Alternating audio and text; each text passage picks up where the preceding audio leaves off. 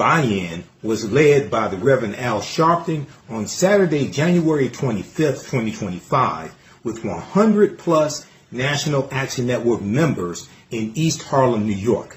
They visited a Costco there in East Harlem. This was done to show support for the company's strong commitment to diversity, equity, and inclusion, more popularly known as DEI.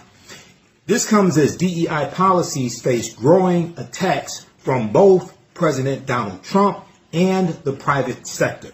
According to preliminary results shared by Costco executives at its annual meeting on Thursday, January 23rd, 2025, more than 98% of shareholders voted against the proposal to scale back their DEI efforts. This was according to preliminary results announced by Costco Chairman Hamilton Tony James. He and other board members had asked shareholders to reject the proposal involving the company's DEI policies ahead of Thursday's annual meeting.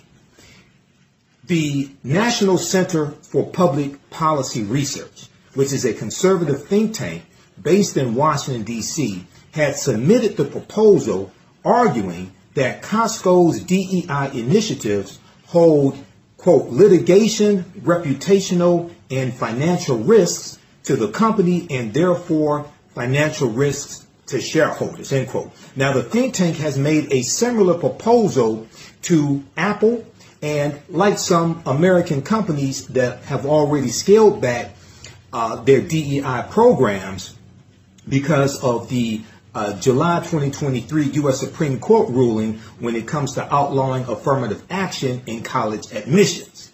Now, the think tank has made a similar proposal to Apple. We know that Costco, JP Morgan Chase, as well as Apple have doubled down and said they're going to keep their DEI programs and that they're good for the company. Now, some companies have retreated from DEI commitments shortly before Donald Trump got back in office. Among them was Facebook, Instagram owned by Meta. Also, we have seen Walmart and others, Walmart, Ford, John Deere, etc. We saw on Friday, January 25th, 2025, that Target, one of the nation's biggest retailers, announced that they are scaling back their DEI program.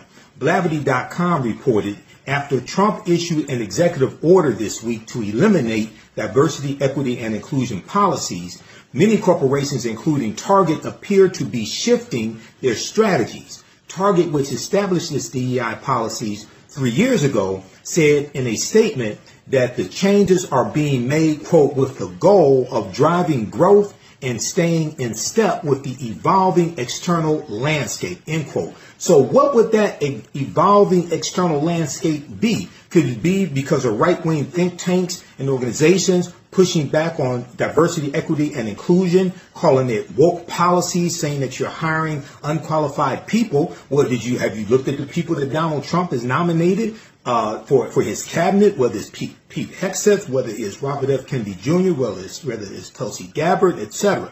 Now, this decision marks a stark contrast from the year 2020 when Target pledged to increase black employee representation by 20%. At that time, the company also launched its Racial Equity Action and Change, which is called REACH, Racial Equity Action and Change Program, to enhance the shopping experience for black communities.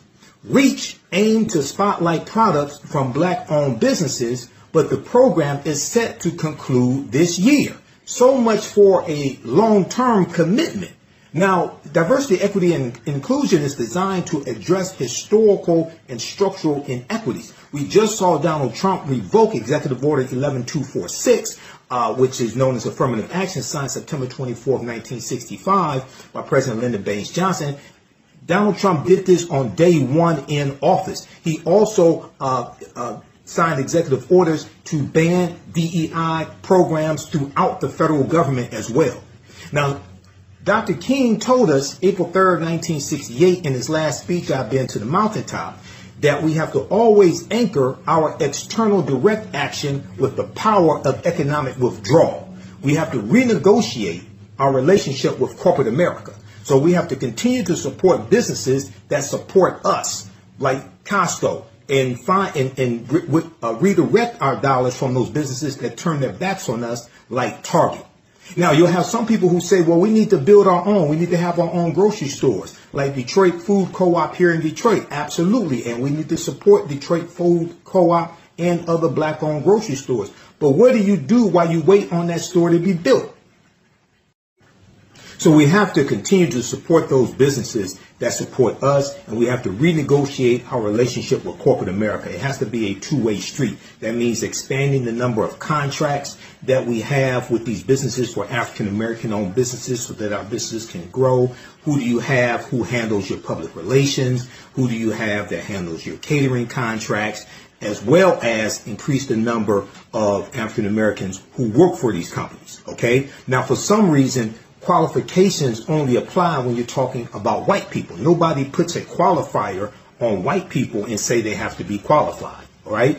And continue to watch us here on the African History Network. Follow us on Instagram and Facebook, Michael Imhotep, as well as Facebook, the African History Network, my fan page, and on YouTube, Michael Imhotep. Right now, it's correct wrong behavior is not over till we win. Wakanda forever. Peace.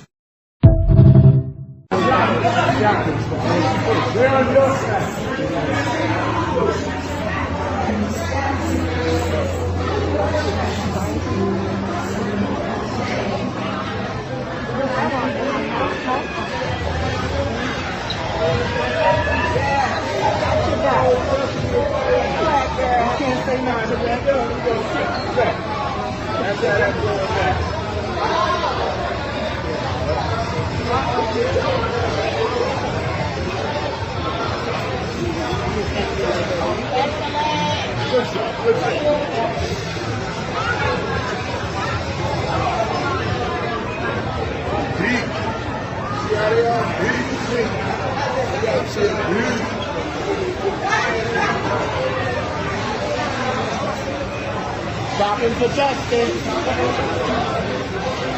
Oh, yeah.